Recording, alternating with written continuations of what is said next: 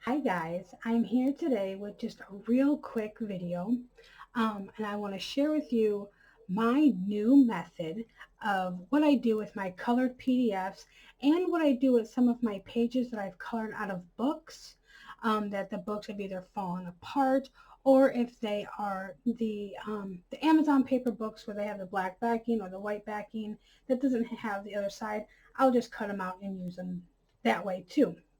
Okay, so what you see in front of you is my coloring notebooks. I mean, this is where I keep everything, and I'm always switching out and going back and forth, and it was just getting kind of crazy for me.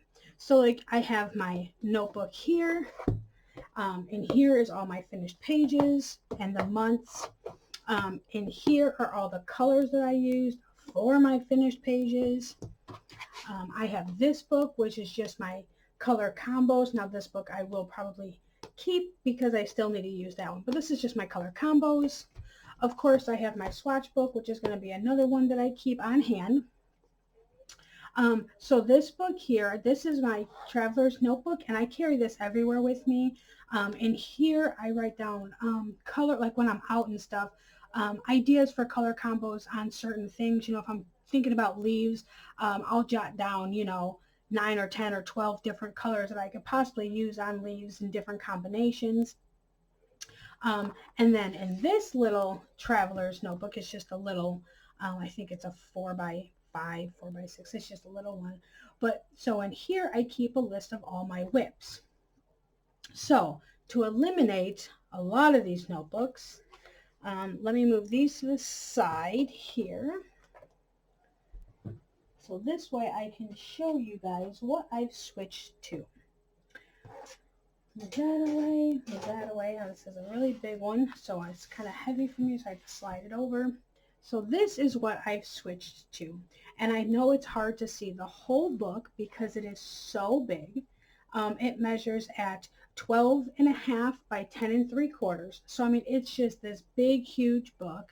And I'm going to try to lift this here if I can. My arms don't let me lift too much right now. But you can see, I mean, it is so thick.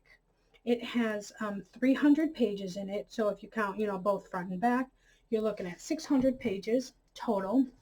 Now I am only using the fronts of the pages. And what I'm doing in here, now I didn't have color combos for all of my pictures. And thanks to a really good friend, she gave me one of those virtual forehead slaps, like, what are you doing? Because when I first started it, I was using my Aleene's like tacky glue because that's what I had right next to me. But so I started gluing all my pictures in here. So this way I can keep it on the coffee table, but you can see how the glue was really wrinkling the paper on me. My kids love to look at my finished pages, and they're always going through my bookshelves. And so I figured this was just really easy, and it's something that I can leave on the coffee table, and the kids can, look through it. Now I did do some in the front, and then I did do some in the back. Oh, that was my ink pad, so don't worry. I did do some in the back, so then this way the book's kind of evened out. I can go back and forth so the spine doesn't get ruined too much. So yeah, so this is what I started doing. Now I will say one thing. This is a disclaimer, is if you decide to get this book, it is very heavy. Lifting it with one hand could cause wrist strains. Hitting somebody over the head with it will probably knock them out. I was super shocked when I got this book to see how heavy it was. So once I put all these pictures in here, what I did was, so after I got the forehead slap, she's like, why don't you just use a glue stick? Genius. Okay, so I went and I started using the glue stick. But then this is what I started doing so I can keep all of my colors. So I just took one of these, circle templates, and I'll give you guys the link down below to both this book and these templates. And then I just, as I went, or actually this one was when I was finished, I just did the little circles of each color, and I wrote down what brand I was using along with every color that I used on this picture, and it worked out really well. And then I did the same thing back here with the picture that I just colored online using a glue stick. I remembered. And I just put the marker circles on there. Got a little crooked, but that doesn't bother me. But yeah, I put all the colors on there. Now, the next thing that I have going on is, and I don't have them right now because they're on order, I bought some of those 4x6, what are they called? Like Post-it notes. The ones that are lined and, you know, they're yay big. So in this way, what I can do is starting in January, the pictures that I colored out of books, I can write it on there.